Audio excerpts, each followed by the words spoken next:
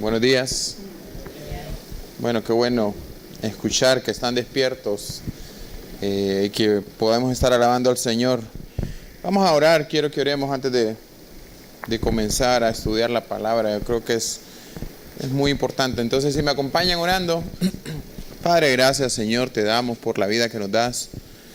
Gracias Señor por tu obra, Señor, en la cruz, para que nosotros pudiésemos tener de esa gracia que necesitamos para cada día, Señor. Gracias por la obra que estás haciendo en nuestra vida, Señor, por la obra que estás haciendo, Señor, en cada uno de nosotros, porque nosotros somos tu iglesia, Señor. Nosotros somos la iglesia, Padre.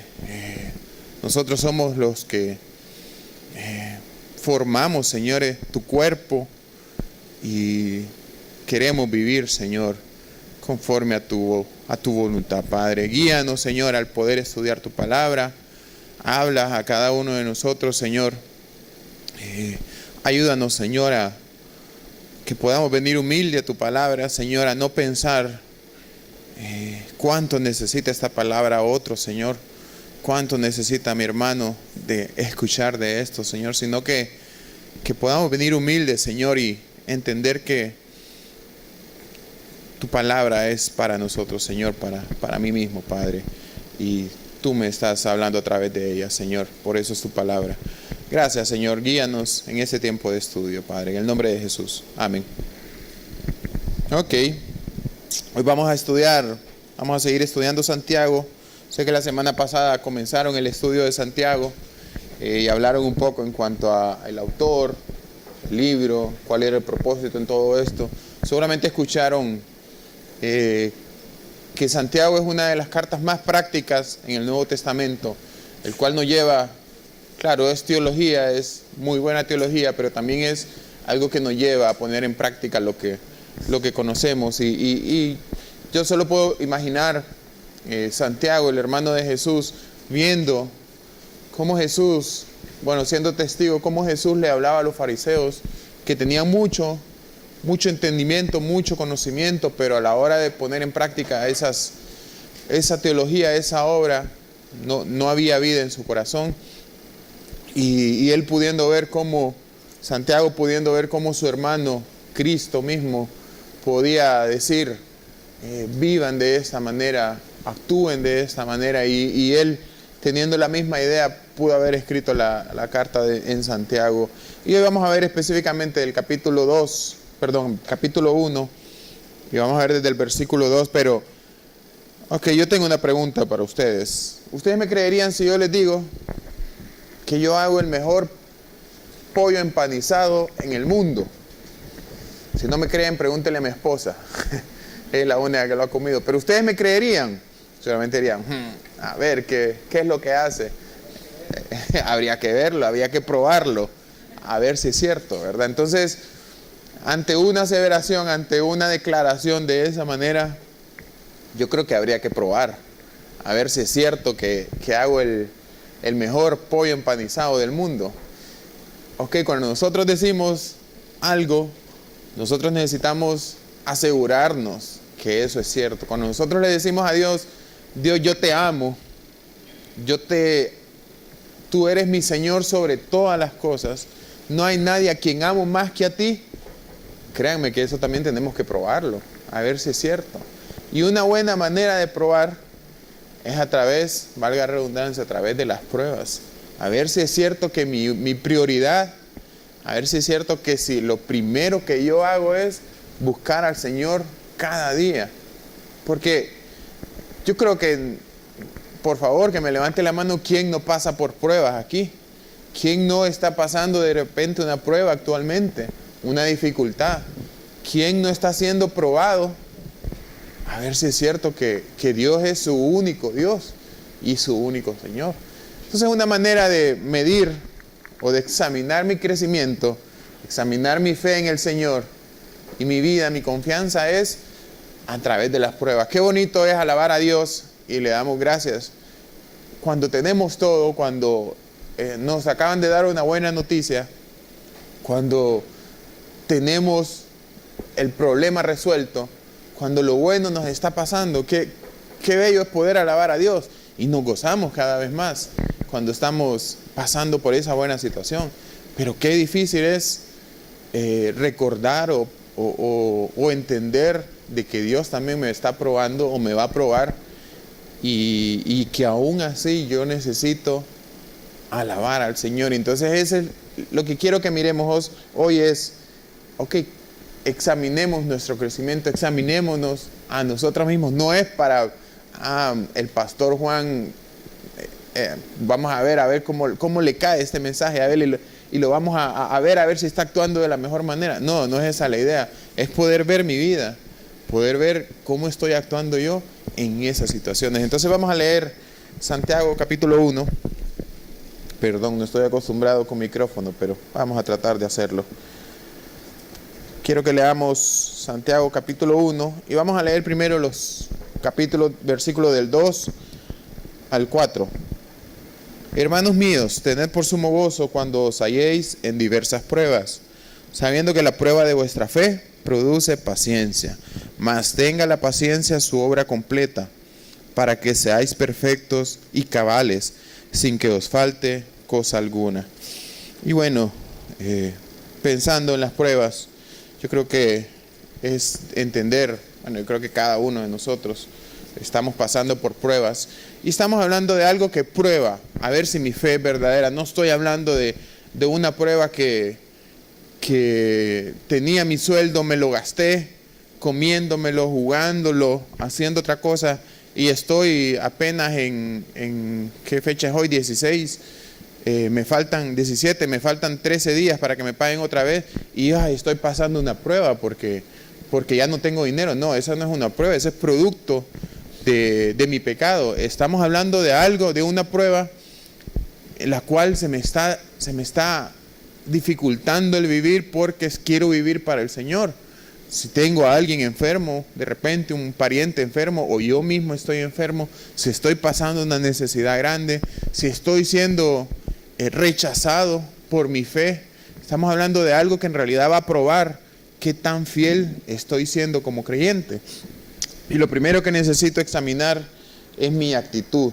Necesito examinar cómo estoy actuando ante ciertas pruebas. Quiero que leamos primero 1 Pedro 1, 5 al 7, se me había olvidado, y está hablando en cuanto a nuestra salvación. Y dice que sois guardados por el poder de Dios mediante la fe, para alcanzar salvación que está preparada para ser manifestada en el tiempo postrero.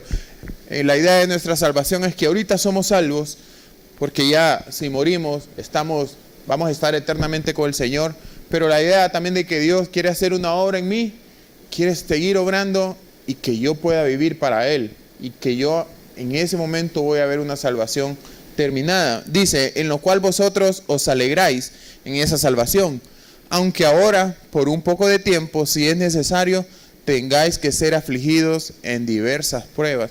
Dice, por un poco de tiempo, comparado a la eternidad que vamos a vivir, nuestra vida es simplemente un tiempo cortito, pero en ese tiempo cortito vamos a ser afligidos con diversas pruebas, vamos a pasar por pruebas. ¿Por qué esas pruebas? Para que sometida a prueba vuestra fe, mucho más preciosa que el oro. Si yo les digo que nuestra fe es más valiosa que el oro, me creerían. Es lo que la Biblia dice, no es lo que yo digo. Dice la Biblia que lo más valioso, de repente lo que nosotros nos podemos imaginar, es el oro. Pero el Señor dice que nuestra fe aún es más valiosa que eso. Pero también, así como el oro es probado, dice, vuestra fe mucho más preciosa que el oro, el cual, aunque perecedero, se prueba con fuego, sea hallada en alabanza, gloria y honra cuando sea manifestado en Jesucristo. El propósito de que nuestra fe sea aprobada es de que al final nosotros podamos darle honra, gloria y honor a Jesucristo con lo que estamos viviendo. Entonces, al pensar en examinar mi actitud, yo necesito entender que yo necesito tener gozo en las dificultades, y esto no es una opción. La palabra no nos dice, ¿saben qué? Deberían de tener, les sugiero que tengan gozo en la dificultad.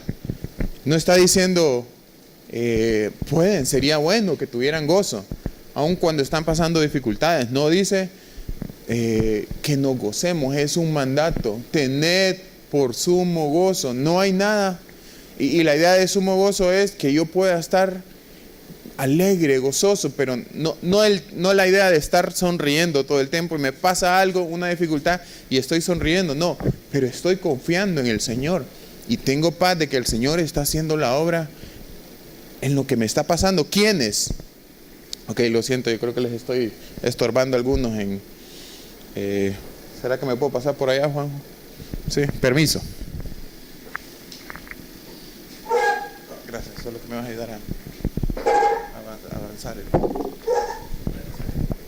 Ok, gracias. Entonces, el pensar que no es una opción el gozarme.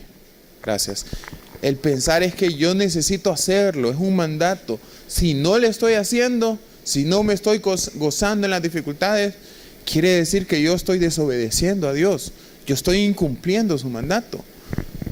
¿Y quiénes deben gozarse? Bueno, ¿cómo comienza el versículo? Hermanos míos, debemos gozarnos los creyentes, los que somos hijos de Dios, los que estamos tratando y viviendo para Cristo. Esos debemos de gozarnos en las dificultades. ¿Cuándo? Cuando os halléis en diversas pruebas. Y cuando se refiere a la palabra diversas, quiere decir que probablemente para mí, de alguna manera, algunas cosas son una prueba. Para otras personas, otras cosas son pruebas. Y así cada uno va a tener sus pruebas, sus dificultades. Probablemente las mismas pruebas mías no sean las de Juanjo, no sean las de mi hermana. Son diferentes. Cada quien pasa una dificultad diferente. ¿Por qué? Porque cada quien tiene una fe diferente. Una fe que Dios nos dio. Y esa fe va a ser probada. Y el punto es, yo necesito, aún en esa dificultad, yo necesito gozarme. No es una opción, es una obligación. Es algo que como creyente yo necesito hacer. Si yo no me estoy gozando, ojo, o estoy desobedeciendo a Dios, o probablemente no sea un verdadero creyente, no tenga fe, no está siendo probada mi fe. El versículo 3 también habla en cuanto a sabiendo que la prueba de vuestra fe produce paciencia. Y es interesante cómo comienza el versículo 3, sabiendo, conociendo, entendiendo. No es algo desconocido, no es algo que actualmente se predica como usted venga a Cristo y se le van a acabar sus problemas. Eso no es verdad. La Biblia no habla de eso, más bien al contrario. La Biblia habla de que si usted quiere seguir a Cristo, va a ir en contra de la corriente, va a ir en contra de lo que los demás piensan. Y también su fe va a ser probada a ver si es cierto, que usted está conociendo al Señor. Entonces no es algo desconocido, es algo que deberíamos de saber, que cuando venimos a Cristo vamos a padecer dificultades. Entonces no hay que venir a Cristo, no hay que seguir a Cristo. No, al contrario, eso me va a ayudar a poder ser más a la imagen de Dios. Entonces, ¿el qué va a producir? Paciencia, sabiendo que la prueba de vuestra fe produce paciencia. Y la paciencia no es alguien que está sentado esperando a que el doctor lo llame. Por eso se le llama paciente. No, la paciencia se refiere a alguien que está siendo constante, que está siendo probado, que está en dificultades, pero que aún así esa persona sigue buscando al Señor, que aún así esa persona sigue viniendo a la iglesia, sigue estudiando la palabra, sigue orando, sigue predicando su evangelio. Es la idea de alguien constante, de alguien que persevera, alguien perseverante. ¿Alguna vez han conocido a alguien que persevera? De repente los que estamos casados, ¿cuánto perseveramos para encontrar a nuestra amada, verdad? Y nos rechazaban y nos botaban, pero ahí estábamos y éramos perseverantes. Bueno, es la idea de alguien que persevera, alguien que sigue haciéndolo, convencido de que el Señor le está ayudando y que el Señor, a pesar de la dificultad, lo está probando y lo está perfeccionando y lo está limpiando, como el proceso del oro que pasa por fuego y es quitada sus impurezas para que sea más valioso el oro. Bueno, así está haciendo nuestra vida y no es desconocido, es algo que deberíamos de conocer, es algo que deberíamos saber. Y también no es una casualidad, no es que las pruebas nos pasan por casualidad, no es que vienen de la nada. No, el Señor tiene un propósito en todo eso. Es entender que el Señor hay un en ese versículo número 4.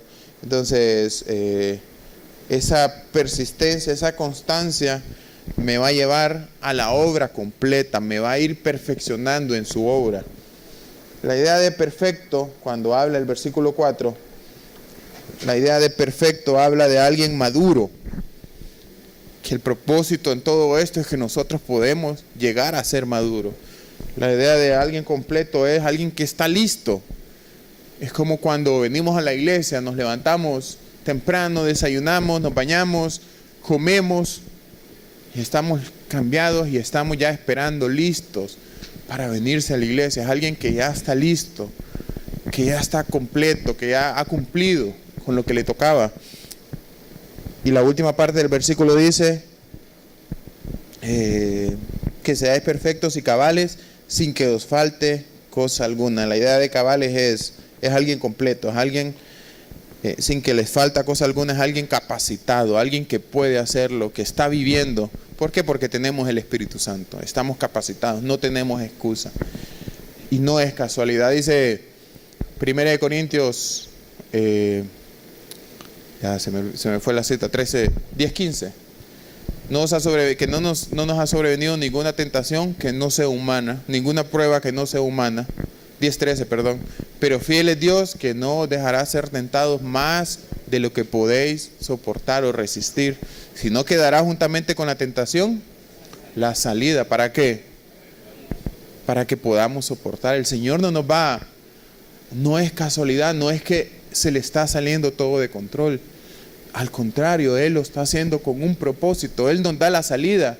Él está esperando que nosotros podamos acercarnos a Él y encontrar la salida.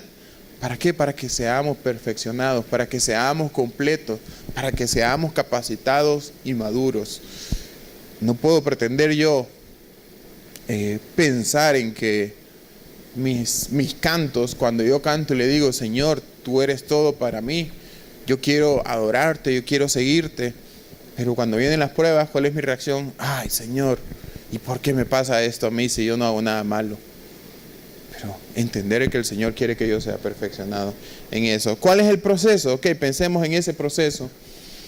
Estoy pasando por diversas pruebas, una prueba tras otra prueba, y tengo que seguir un proceso. Estoy pasando por una prueba, eso me debería, no importa, yo voy a seguir a Dios, yo voy a tener la constancia, yo voy a tener la perseverancia, no importa lo que venga, yo quiero seguir al Señor y voy a ser constante en eso. Esa constancia, ¿en qué me va a llevar? Me va a llevar a ser alguien apto, alguien capacitado, alguien perfecto. ¿Es fácil? No es fácil. Yo creo que ningún proceso es fácil. ¿Se imaginan a alguien que siembra algo hoy y tiene que esperar no sé cuánto tiempo? No soy muy bueno en eso, pero pensemos en alguien que está sembrando café y todo el proceso que eso toma para poder tener el producto final. Es costoso, es difícil, pero al final él está pensando en el producto final, en el producto terminado. Ese debería ser nuestro proceso. Entender que estoy pasando una prueba, pero eso no me va a parar, eso más bien me va a llevar a tener constancia, perseverancia, y al final el resultado voy a hacer que yo soy apto, yo soy capacitado, yo soy perfecto. Pero aún en todo esto me dice que yo me goce, que yo cuando estoy en ese problema, cuando yo estoy en esa dificultad, me pide que yo tenga un sumo gozo, un gozo total, una confianza total que Dios es el que está obrando, que no soy yo, que yo no tengo que poner la vista en mí mismo, no, que yo necesito gozarme en lo que Dios está haciendo. Ese debería ser mi proceso en las pruebas. Si usted está pensando en la salida, Dios no quiere que pensemos en la salida. No está mal, yo creo que nadie quiere estar en una prueba, nadie quiere estar en una dificultad, pero yo necesito pensar, Señor, estoy entendiendo que tú estás haciendo un proceso en mí, que tú me estás formando en mí, y yo necesito gozarme en eso que está pasando. No estar pensando en, ya no quiero estar en esto. No, entender que yo voy a pasar eso porque Dios está obrando en mi vida. Aquí, entendiendo que esa es la mejor actitud que debemos de tener, el gozo, el entender que Dios está obrando en mi vida. Pensemos también en los siguientes versículos del 5 al 8. Y si alguno de vosotros, tiene falta de sabiduría, pídala a Dios, el cual da a todos abundantemente y sin reproche, y le será dada. Pero pida con fe, no dudando nada, porque el que duda es semejante a la onda del mar, que es arrastrada por el viento y echada de una parte a otra. No piense pues quien tal haga que recibirá cosa alguna del Señor. Versículo 8, el hombre de doble ánimo es inconstante en todos sus caminos. Entonces estamos pasando la dificultad, estamos pasando la prueba. ¿Y qué es lo que necesitamos hacer? Bueno, necesitamos también examinar qué tanto estoy entendiendo, qué tanto estoy asimilando lo que está pasando. No ignorando a Dios, no ignorando quién es Dios. Si yo no entiendo lo que está pasando, yo necesito pedirle a Dios, acercarme a Dios, orar y decirle al Señor, Señor, dame sabiduría. Yo no entiendo por qué me está pasando esto. Yo no entiendo por qué me pasa esto a mí. No entiendo qué es lo que tú quieres hacer en mí. Y en ese momento yo necesito pedirle sabiduría al Señor. Y no estamos hablando de conocimiento, no estamos hablando de inteligencia, estamos hablando de la sabiduría de Dios. ¿Cuál es el principio de la sabiduría? El temor a Jehová. Y necesito pedirle al Señor que Él me dé entendimiento, me dé ese temor y me ayude a pensar en cuál es su propósito para mí. Entonces, si no me estoy gozando es porque no conozco el propósito de Dios. Probablemente, no es fácil, pero si yo no estoy confiando en Dios, si yo no me estoy gozando en ese proceso, es porque probablemente no conozco qué es lo que Dios quiere hacer en mí. Y ahí es donde yo necesito pedirle sabiduría. Necesito clamar a Él por entendimiento, por sabiduría, por lo que está pasando en ese proceso. El punto es que yo pueda conocer, que yo pueda acercarme a Él.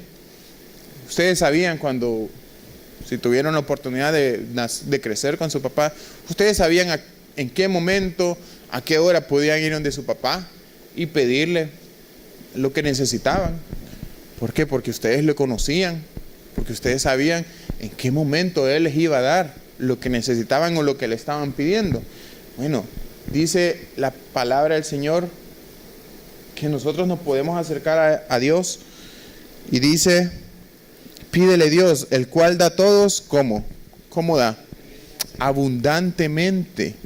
Cuando nosotros le clamamos a Dios por sabiduría, porque yo necesito entender esta situación, Él dice que Él me va a dar un poquito de sabiduría. No, Él dice abundantemente. Me va a dar lo que necesito para poder entender su propósito. Y es más, me va a dar hasta más de eso, porque Él lo va a dar abundantemente. Y no solo eso, Él no solo me lo va a dar abundantemente, sino que me lo va a dar ¿cómo? Y sin reproche. No es como cuando nosotros nos vienen a pedir algo y ya viene otra vez, ya estoy cansado de ayudarle, ya estoy cansado de contestarle, ya no quiero, otra vez viene. Y pensamos de esa manera. Dios no es así. Dios no va a actuar reprochándonos que por qué venimos a Él otra vez. Él lo va a dar, dice, abundantemente y sin reproche. Así es Dios. Y no solo eso, nosotros necesitamos estar seguros que Dios va a actuar de esa manera. Le conocemos, por eso podemos ir a Él. Pero alguien que no conoce a Dios, yo no quiero pedir a Dios porque no sé si me va a dar la fuerza o la fortaleza que necesito. Pero nosotros como sus hijos sí estamos seguros que Él va a hacerlo de esa manera. Y el versículo 6 y 7 habla la idea de no dudando, la idea de poder estar pidiendo con fe, ¿qué es la idea de fe? Hebreos 11:1 lo dice, que es la convicción de la certeza de lo que se espera, la convicción de lo que no se ve. Pero la idea es que yo puedo estar seguro que estoy hablando con Dios. Y Romanos 10:17 nos dice que, ya se me fue el versículo, La fe, perdón. Ok, la fe es por el oír y el oír por la palabra de Dios. La idea de poder pedir con fe es que yo estoy pidiendo al Señor porque yo sé que Él me va a dar, porque yo sé que Él me puede dar de esa sabiduría y ese entendimiento que necesito en la prueba. Es la idea de alguien que pide con fe, no dudando. ¿Por qué? Porque dice que el que pide sin fe es semejante al de la ola del mar. Una onda, dice, pero es la idea de una ola. ¿Ustedes han visto una ola en un mar alguna vez? Que va y viene, que va y viene, y quién sabe quién mueve esa ola. Y pensamos, no, allá adentro, de repente las ballenas que se están moviendo, o los peces, o unos barcos. No, el viento hace que esa ola vaya y venga, vaya y venga. Ok, a veces nosotros por la circunstancia vamos y venimos, y vamos y venimos, y no deberíamos de ser así. Ese es alguien que se deja llevar por la circunstancia. Ese es alguien que no conoce al Señor y no está confiando en el Señor. Ese es alguien que simplemente está pasando por una dificultad. Voy a ir a la iglesia. Y ya pasa esa dificultad y se vuelve. Y no vuelve a ir a la iglesia. Y allá con el tiempo pasa otra necesidad, otra dificultad, y va y vuelve a la iglesia. Y llama a Juan José y llama a Ariel y le pide consejo. Y después pasa todo eso y ya se vuelve a perder de la iglesia. Somos así nosotros. Espero que aquí en Choluteca no seamos así, pero ese es alguien que está siendo llevado y traído, y depende de la circunstancia, depende de la situación, está o no está. ¿Podemos contar con él o no podemos contar con él? Ese es alguien, como dice la palabra, de doble ánimo. Y versículo 8 habla de no apartándome. Es la idea de no apartándome, no siendo de doble ánimo, que es inconstante en todos sus caminos. Es alguien, hablamos atrás de alguien que persevera. Bueno, aquí estamos hablando de alguien que no persevera, de alguien que es inconstante, de alguien que no se sabe si se puede contar con él o ni siquiera sabemos si va a venir, o si es alguien que podemos contar con él. Es alguien inconstante, no creyendo que el Señor me puede ayudar. Es alguien que está soportando, que está pensando o pasando por una prueba, y esa persona ni se acerca a Dios porque no sabe si Dios le va a ayudar, no le conoce, no ora, no confía en Dios, y lo primero que hace es confiar en lo que Él puede hacer. Y más adelante vamos a ver ese punto. Entonces, estas personas de doble ánimo, literalmente, capítulo 4, versículo 8 de Santiago, ahí mismo, una página más adelante, dice: acercaos a Dios y Él se acercará a vosotros. Pecadores, limpiad las manos, y vosotros los de doble ánimo, purificad vuestros corazones. Alguien de doble ánimo no ha dejado que Dios purifique su corazón, no ha dejado que Dios cambie su corazón. Alguien que es de doble ánimo, que es inconstante en todos sus caminos, es que no conoce al Señor y no puede confiar en el Señor y no tiene la sabiduría para acercarse al Señor. Y entonces sus problemas los está llevando él solo, no está pidiéndole la ayuda al Señor. Aunque podemos estar engañados pensando que sí, que Dios es mi Señor, que Dios es mi Dios, pero si yo soy inconstante, si yo soy de doble ánimo, no conozco al Señor, es lo que dice Santiago.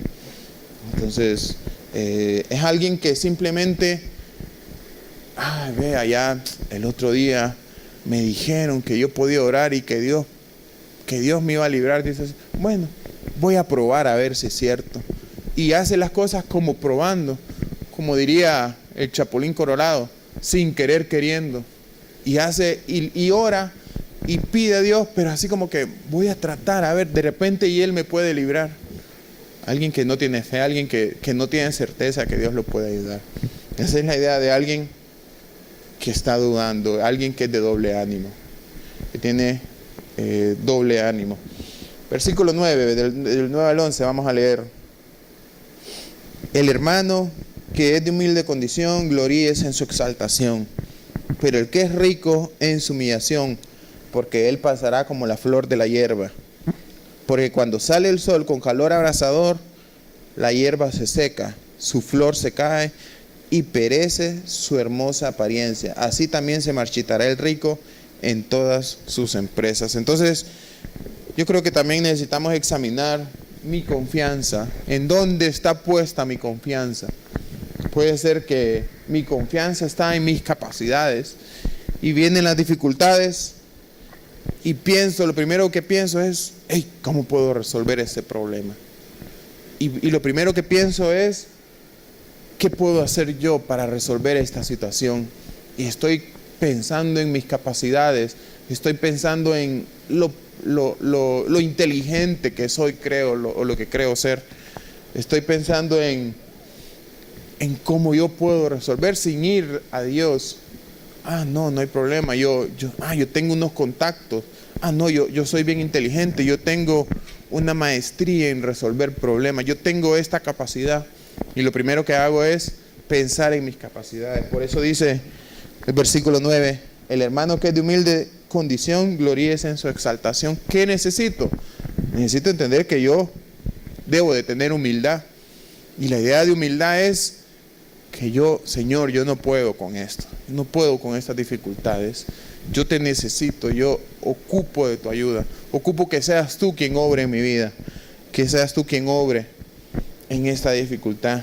Y cuando yo entiendo eso, cuando yo estoy clamándole a Dios y yo estoy humillándome ante Dios, el Señor me va a ayudar, y es ahí a donde yo puedo gozarme en lo que Dios hizo en mi vida, y lo que yo puedo gozarme en lo que Dios está haciendo a través de mí. El proceso que miramos antes, que yo estoy siendo perfeccionado en la obra de Dios, que yo estoy siendo apto, yo estoy siendo capacitado en la obra de Dios.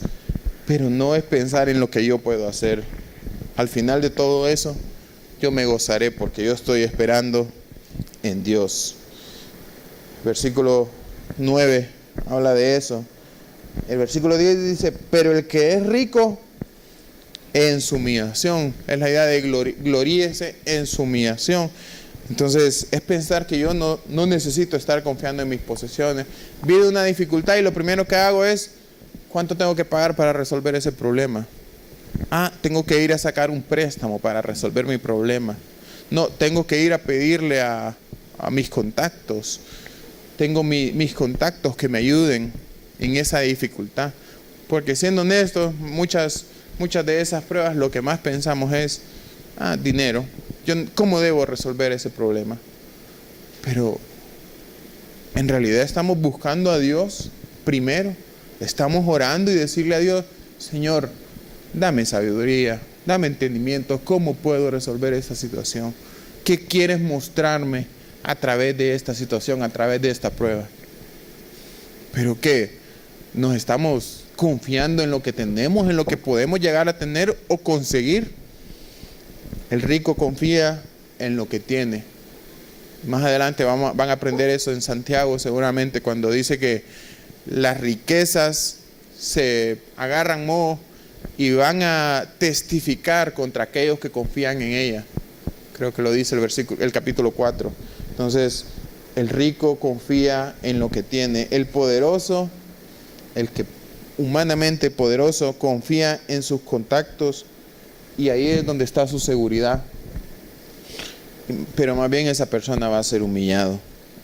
Esa persona va a ser como la hierba, dice, que de repente hoy está la hierba, puede tener una flor, puede sacar una flor, pero al final el sol que va a hacer con ella, dice, que la va a marchitar y se va a acabar.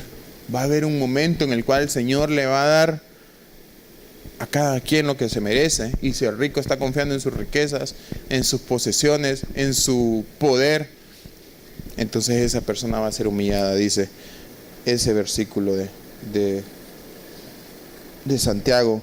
Sigue el versículo 11, porque cuando sale el sol con calor abrasador, la hierba se seca, su flor se cae y perece su hermosa apariencia. Simplemente es algo de apariencia, es algo que no hay raíz, que no hay fruto, que no hay nada dentro. Simplemente por fuera aparentemente es un buen cristiano, es una buena persona, es alguien que viene a la iglesia, pero que al final no tiene nada, era pura apariencia. Y al final esa persona va a ser, dice, humillada. También se marchitará el rico en todas sus empresas. Ese va a ser el resultado de alguien que está confiando en lo que puede hacer y en lo que necesita y en lo que él cree que necesita para poder resolver esa situación. Examinando nuestra actitud, examinando nuestro entendimiento y examinando mi confianza. ¿En dónde está mi crecimiento? ¿En qué creo yo que estoy creciendo? En el Señor. Pensemos en unos puntos. Meditemos en algunos puntos. A nadie le gustan las pruebas. Obviamente nadie quiere decir, Señor, dame una prueba para ser perfeccionado. Creo que no lo necesitamos. Ya el Señor va a ir añadiendo esas pruebas a nuestra vida.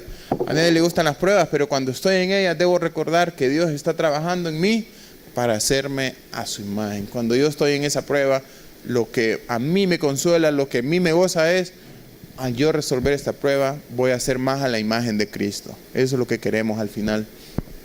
Si cuando estoy en la prueba constantemente cuestiono a Dios, que por qué permite eso, y no es lo normal que hacemos siempre, Señor, ¿por qué me pasa esto a mí? ¿Por qué permites esto a mí? Necesito pedir su sabiduría y entender que nada se le escapa a Dios de su mano. Necesito entender eso también y clamarle a Dios por sabiduría, que Él me la da, dice, abundantemente sin reproche. ¿Qué es lo primero que hago cuando estoy en dificultades? Ingeniar un plan. ¿Cómo voy a resolver mi situación? O lo primero que hago es clamar a Dios y pedir que yo sea perfeccionado en esa dificultad conforme a su plan. ¿Qué es lo primero que hago cuando estoy en esa dificultad? Una fe que no es probada, finalmente no es fe. Si yo digo, yo soy creyente, yo soy cristiano, yo te amo, Dios, sobre todas las cosas, ¿es esa nuestra alabanza? ¿Es esa nuestra oración? Ok, el Señor va a probar a ver si es cierto. Él lo sabe. Él conoce nuestro corazón y Él sabe lo que es verdad y lo que no es verdad, pero eso va a ser para que usted vea qué tan cierto está haciendo su declaración, qué tan cierto es eso de que usted ama por sobre todas las cosas a Dios. El propósito final en todo esto es ser hallado fiel. Yo sé que no es fácil, yo sé que no es lo que pensamos, no es lo que normalmente hacemos, pero Dios tiene un propósito en todo esto y necesitamos orar. Y quiero que oremos, quiero que si usted está pasando una dificultad y necesita empezar a ver de esta manera su situación, yo quiero que cerremos los ojos, que le pida a Dios, primero que le pida perdón, porque no estaba viendo las cosas de esa manera, porque no estaba entendiendo el proceso que Dios está haciendo sobre su vida. Yo quiero que le diga al Señor, gracias Padre, porque me has hecho entender, perdóname porque no lo estaba viviendo de esa manera. Perdóname Señor porque el enfoque siempre fui yo. ¿Cómo puedo hacerlo? ¿Qué necesito hacer para resolver esta situación? Pero pídale al Señor, Señor, necesito de tu ayuda. Necesito acercarme a ti y empezar a depender de ti. Pídale al Señor que usted necesita ser perfeccionado en ese amor, ser apto, ser capacitado.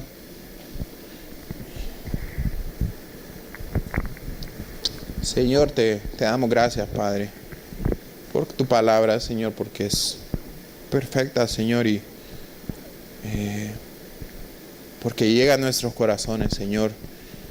Ayúdanos a entender tu plan, Señor. Ayúdanos a conocer tu palabra.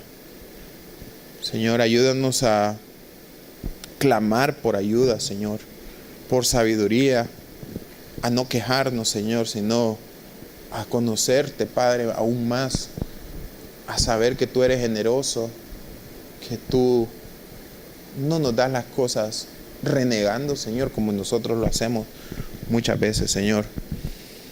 Perdónanos, Padre, por nuestra ignorancia, Señor, por nuestro desconocimiento. Perdónanos, Señor, porque no te seguimos de la manera que tú quieres que lo hagamos, Señor, y a veces no estamos ni dispuestos, Señor, a confirmar lo que cantamos, lo que decimos, que te amamos sobre todas las cosas, Señor. Ayúdanos, Padre, a honrarte en nuestra vida, Señora, a poder ver ese objetivo, ese propósito, Señor, final, que seamos hechos a tu imagen. Gracias, Padre. Y ayúdanos, Señor, en nuestra dificultad también, Padre. Es lo que necesitamos, Señor. Aferrarnos más a ti, Señor. Agarrarnos más a ti y en tu palabra, Padre. Te lo pido todo esto en el nombre de Jesús. Amén.